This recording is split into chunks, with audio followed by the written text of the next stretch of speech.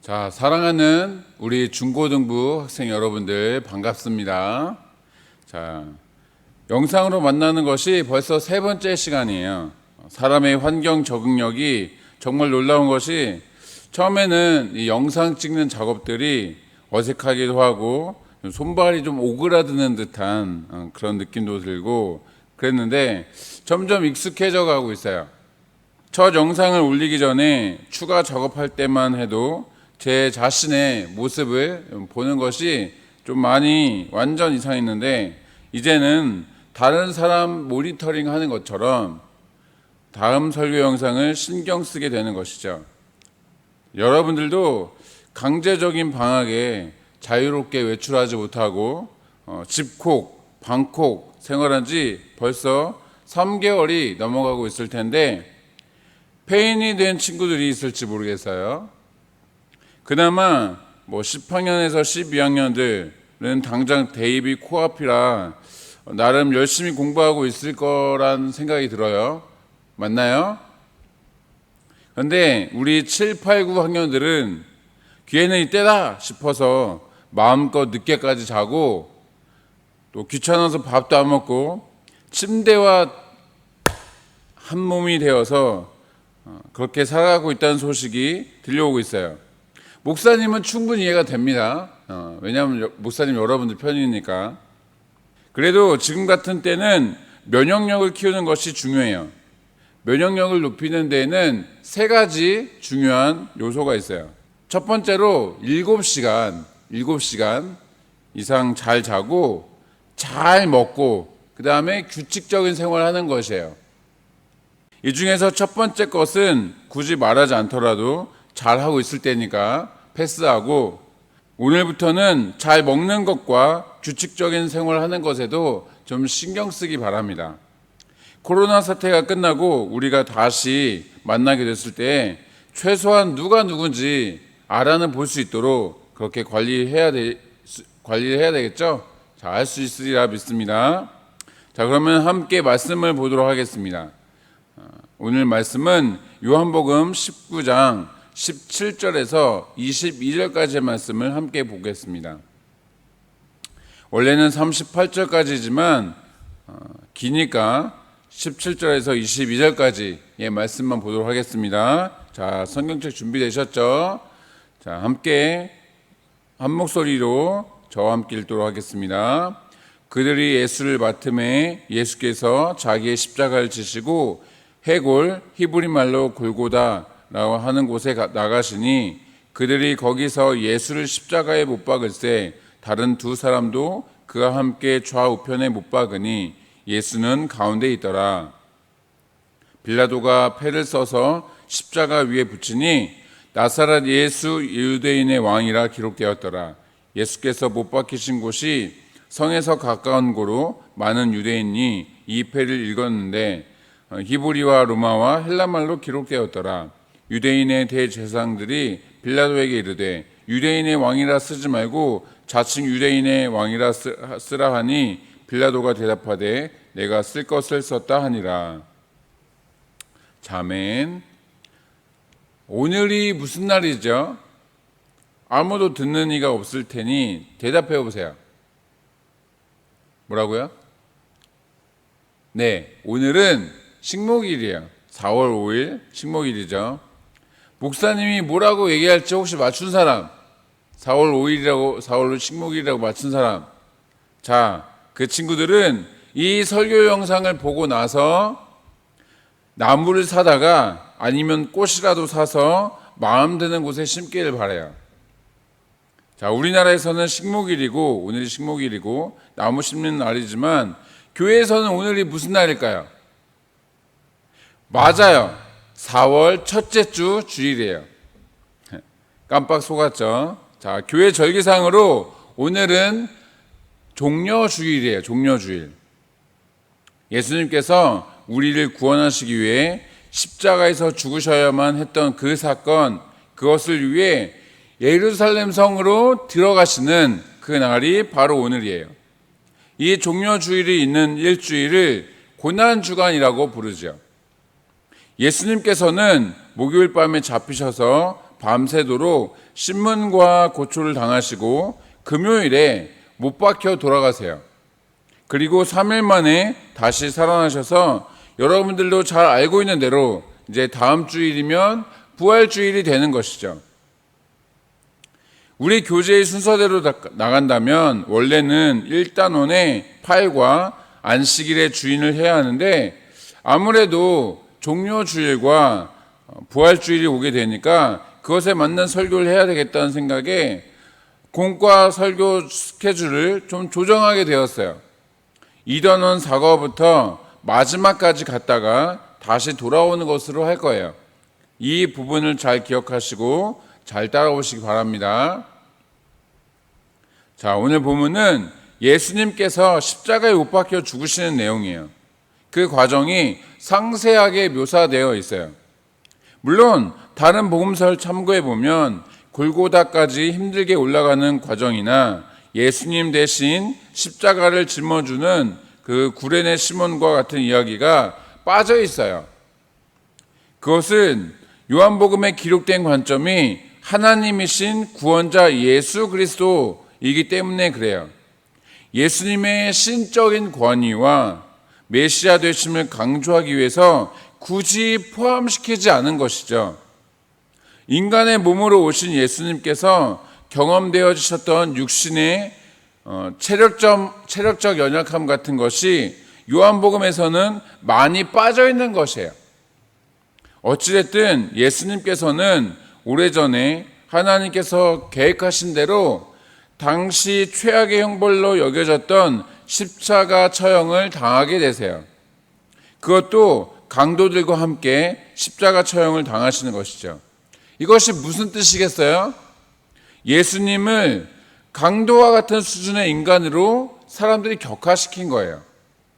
당시 사람들은 예수님께서 신성모독하셨다라고 하지만 그들이야말로 하나님이신 예수님을 완전히 모욕하고 있는 것이죠. 여러분들이 이 십자가 형벌에 대해서 알아야 할 것이 있어요. 고린도전서 1장 23절에 보시면 십자가의 예수 그리스도가 유대인에게는 거리끼는 것이고 헬라인에게는 미련한 것이다 라고 말씀하고 있어요. 왜 그러느냐? 하나님께서 모세를 통해 주신 이스라엘 율법의 내용 중에는 신명기 21장 23절에 나무에 달린 자마다 하나님께 저주를 받았다라는 내용이 있어요. 고대 사회에서는 전쟁이나 전투가 일어났을 때 적군의 기세를 꺾기 위해서 적군을 죽이고 나면 나무에 매달거나 죽창에 꽂아 놓았어요. 아마 영화에서 보신 분들도 있을 거예요. 특별히 이스라엘은 전쟁에서 승리하면 적군 중에서도 하나님을 모독한 이방 왕들이나 장군들을 나무에 달아 놓았어요. 하나님께 저주를 받아서 비참한 최후를 맞게 되었다라는 것을 보여주는 것이에요. 헬라인들, 그러니까 당시 세계적인 강대국이었던 로마 제국의 시민들에게 있어서 이 십자가 처형은 굉장히 미련한 것이었어요. 십자가 형벌은 앞서 잠깐 언급한 대로 최악의 형벌이었어요. 이것은 단번에 죽는 것이 아니라 고통이라는 고통은 모두 받으면서 오랜 시간이 지난 뒤에 죽기 때문에 그런 것이에요. 기록에 의하면 최대 일주일까지 버텼던 사람도 있었다고 해요. 그 정도로 정신적, 육체적 끔찍한 고통을 경험하고 나서야 죽게 되는 것이 바로 이 십자가 형벌이었어요. 그러다 보니까 이 십자가 처형에서 로마인들은 아무리 악한 범죄를 저질러도 제외가 되었어요. 그런데 메시아라고 하는 분이 인류를 구원하기 위해서 이 땅에 오셨다고 하는 분이 로마인들은 중범죄를 저질러도 처벌 대상에서 제외되는 그런 형벌을 받은 것이에요. 여러분들이 만약 로마 시민권을 가지고 있는 그런 사람이었다면 아니면 로마 본토 사람이었다고 한다면 이러한 예수님을 믿겠어요? 왕으로 오셨거나 하다못해 유대인들로부터 왕으로 추려돼서 반란이라도 일으켰다면, 그래서 잡혔다면 모를까? 그냥 얌전히 계셨는데 붙잡히셔서 최악의 형벌로 죽으신 거예요. 당연히 믿지 않고, 이런 예수님을 믿지 않고 미련한 사람이라고 생각했겠죠. 그래서 옛날이나 오늘날이나 예수님을 믿는 것은 쉽지 않은 것이에요. 성령이 아니고서는 불가능한 것이죠. 자, 이 시점에서 여러분들이 십자가 형벌이 얼마나 고통스럽고 최악이었는지 알기를 바라요. 잠깐 설명을 한다면, 십자가 처형은 못에 박혀서 과다출혈로 죽는 것보다, 피를 많이 흘려서 죽는 것보다 쇼크사나 호흡곤란 또는 질식사 등으로 죽는 경우가 더 많아요. 왜냐하면 십자가에 못을 박을 때 이 손바닥에 못질하는 것이 아니에요. 그렇게 하면 매달렸을 때 체중 때문에 손바닥이 찢어서 만유인력의 법칙으로 땅에 고꾸라져요. 땅으로 떨어지는 것이죠. 그래서 떨어지지 말라고 이 손바닥이 아닌 이 손목에, 이 뼈와 뼈 사이에, 이 사이에 못을 박는 거예요. 그러면 체중 때문에 몸은 아래로 이렇게 점점, 처음에 이렇게 잘 매달려 있다가 점점 아래로 이렇게 축축 처지겠죠. 그리고 못 박혀 있는 손목은 굉장히 아파올 것이에요. 피도 계속 줄줄 흐르고, 게다가 몸이 처지기 때문에, 몸이 처지면서 어떻게 될까요? 이 흉부와 갈비뼈가 심장이나 폐 등을 압박하게 되는 거예요. 찌르는 거죠. 이 갈비뼈가 이 심장이나 폐를 찌르게 되는 거예요. 그러면 당연히 숨쉬는 것이 힘들게 되는 것이죠. 어떻게 하겠어요? 숨이라도 편하게 쉬기 위해서 고통을 무릅쓰고 이렇게 처져 있는 상태에서 안간힘을 써서 몸을 띄우기 위해 이렇게 올리게 되는 거예요. 그렇게 위로 올라갔다가 다시 아래로 쳐졌다가 위로 올라갔다가 내려갔다가 이렇게 왔다 갔다 위아래로 왔다 갔다 하다가 결국엔 죽는 거예요. 고통은 있는 대로 겪으면서 숨쉬기조차 쉽지 않은 상황에 예수님은 함께 못 박혀 있는 강도들에게, 또한 십자가 근처에 있던 제자들과 어머니에게 말씀하셨던 것이에요. 하나님, 가능하시다면 이 잔을 내게서 옮기시옵소서라고 기도까지 하셨는데, 정작 십자가에서 죽으시는 과정에서는 오히려 다른 사람들을 위로하고 격려하신 것이죠. 우와, 생각보다 더 힘드네. 하나님, 이왕 이렇게 된 거 빨리 죽게 하옵소서 라고 이렇게 하신 것이 아니라 주변 사람들에게 짜증 한번 내지 않으시고 묵묵히 그 십자가 형벌을 감당하신 것이죠. 왜 그러셨겠어요? 다른 이유가 없어요. 우리를 사랑하시니까 저와 여러분을 구원하시려고 그 힘들고 어려운 일들을 하신 것이에요. 역사적으로 실제 일어난 사건이기도 한 이 사실을 여러분들은 분명히 반드시 깨달아야 해요. 확실히 믿어야 하는 것이에요. 그때야 비로소 복음의 능력이 여러분들의 삶 가운데 나타날 수 있게 되는 것이에요. 그와 같은 은혜가 있게 되기를 주님의 이름으로 축복합니다. 자, 말씀을 마치겠습니다. 사실 오늘 다루어야 할 본문의 내용이 상당히 많이 있어요. 예수님께서 십자가 형벌을 받으시기 전까지의 그 과정들, 어떻게 해서 그 형벌을 받으시게 되었나, 재판받는 과정들이나 그 모든 것들을 다루지 않기도 했고, 또 십자가에서 달리신 상태에서 하신 말씀들, 마침내 죽으시고 무덤에 안치되시는 것까지, 거기까지 포함하고 있는 것이 실제 우리가 오늘 봐야 되는 본문들인데, 각각의 항목이 따로 설교를 해야 할 만큼 내용이 많기도 해서 중요한 한 가지만 살펴보자라는 마음에 오늘 설교를 하게 되었어요. 자, 그러면 우리가 중요하게 보아야 될 것은 무엇이냐? 바로 함께 우리가 나누었던 십자가의 의미예요. 누군가에게는 저주가 되고 또 어떤 사람에게는 미련하게 그지없는 그 예수님의 십자가, 그 십자가가 여러분들에게는 어떠한 의미가 있는지 생각해 보시길 바라요. 많은 그리스도인들은 부활의 영광만 있기를 소망하고 있어요. 화려하고 능력이 넘치는 삶을 살기 바라는 것이에요. 그런데 반드시 기억해야 할 것이 있어요. 십자가의 고난이 있기 때문에 고난의 부활의 기쁨과 영광이 있다는 것이에요. 이제 다음 주면 부활주일인데 이번 고난 주간을 보내면서 특별히 코로나 때문에 무엇 하나 수월하지 않은 이 때에 여러분들은 그동안 십자가에 대해서 어떠한 의미를 부여하며 그렇게 신앙생활을 해왔는지 심각하게 점검해 보시기 바라요. 그렇게 해서 여러분들을 구원하시기 위해 죽기까지 헌신하신 예수님의 놀라운 사랑을 깨닫고 깊이 경험해 보세요.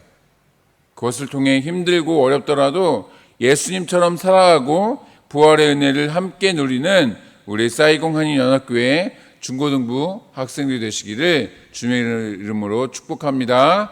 자, 기도하겠습니다.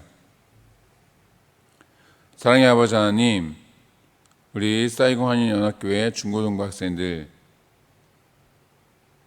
오늘은 종료주일인데 예수님께서는 사람들의 환호와 또 찬송 소리를 들으며 예루살렘에 입성하셨지만 결국에는 모든 사람들의 외면을 당하시고 마침내는 십자가에 못 박히셔서 우리를 위해 죽으시기까지 하셨습니다. 그 십자가의 사랑, 헌신, 그 의미를 우리 모든 중고등부 학생들이 다시금 마음속 깊이 새길 수 있도록 주님 함께하여 주옵소서. 그래서 누군가에게는 미련해 보이고 누군가에게는 저주가 되는 이 십자가의 형벌, 이 십자가의 의미가 우리 중고등부 학생들에게 어떠한 의미가 되는지 주님, 이번 한 주간 고난 주간을 통하여서 깊이 기도하며 마음속에 새길 수 있도록 주님 인도하여 주셔서 다음 주일 부활주일 맞이하게 되었을 때 기쁨과 감사와 평안과 행복이 가득 넘치게 하여 주옵소서. 하나님, 십자가의 고통과 고난이 있었기에 부활의 기쁨과 영광이 있는 줄 압니다. 그래서 우리 중고등부 학생들이 이 십자가의 고난과 부활의 영광을 함께 경험하며 함께 누리는 우리 모든 중고등부 학생들 될 수 있도록 주님 함께 하여 주옵소서. 감사를 드리고 사임하신 예수님의 이름으로 기도드리옵나이다. 아멘.